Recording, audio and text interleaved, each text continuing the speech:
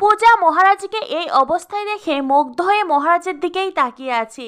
মনে হচ্ছে একটু একটু করে মহারাজকে ভালো লাগতে শুরু করেছে পূজার। তখনই পূজার মনে পড়ে যায় বাড়ির কথা, মহারাজ বাড়িতে কতটা রাগারাগি করে এসেছে।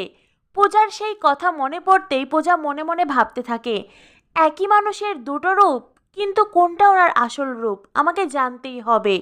তখন সেখানে রিয়া এসে পূজাকে বলে, কিরে দিদি, এখানে এইভাবে দাঁড়িয়ে থাকলি কেন, চল দোকানে চল। মহারাজ তখন আসে। মহারাজ এসে বলে, আমার মনে হয় তোমার দিদি আমার কথাই ভাবছে। রিয়া তখন ওখান থেকে চলে যায়। মহারাজ পূজার সামনে দাঁড়াতেই পূজা আবারও মুগ্ধ হয়ে মহারাজের মুখের দিকে তাকিয়ে আছে।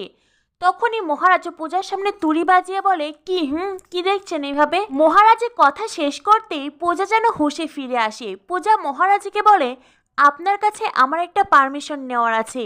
মহারাজ বলে, কি পারমিশন, বলুন, তাড়াতাড়ি বলুন। পূজা বলে, আমি আবার বাবার ব্যবসাটা শুরু করতে চাই। মহারাজ বলে, তা শুরু করে দিন, আজই শুরু করে দিন। আপনার যখন যা ইচ্ছে, যেটা করতে ইচ্ছে হয় আপনি সেটাই করুন। আপনার জীবনে আপনি কি করবেন কি করবেন না সেটাতে আমি বলার কে? আমি কি আপনার গার্জেন নাকি? এবারে মহারাজ ওখান থেকে চলে যায়, আবারও দোকানের কাজে হাত লাগায়। পূজা তখন মনে মনে ভাবতে থাকে, কেমন করে কথা বলে লোকটা, যেন ওনার জীবনে আমার কোনো দামই নেই। এদিকে দেখা যায় নস্করের চেলা চামুন্ডারা নস্করকে ফোন করে। নস্করের চেলা নস্করকে সবকিছু বললেই নস্কর বলে, সে কি বলছিস রে, পূজা আর এই গুন্ডাটা এখন ডালা শপে? চেলা বলে, আরে গুরু, কি আর বলবো তোমাকে, এখানে তো লাইভ টেলিকাস্টে দেখছি দুজনের সে কি তাকাতাকি, জমে ক্ষীর, কি আর দুজনের রোমাঞ্চ। নস্কর বলে, সে কি রে, ওদের তো খাড়াখাড়ি সম্পর্ক ছিল, এত তাড়াতাড়ি সেটা ঠিক হয়ে গেল?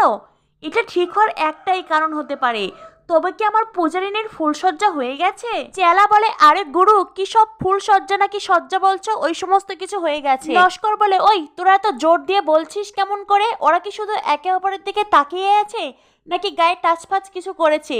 চেলা বলে, আরে গুরু, অত কিছু জানি না, তবে হ্যাঁ কিছু তো একটা হয়েছে, ওরা একসঙ্গে রথ টানবে বলছে। নস্কর বলে, সে কি রে, আমার টুরু লাভ, তবে কি আমার হাতছাড়া হয়ে গেল?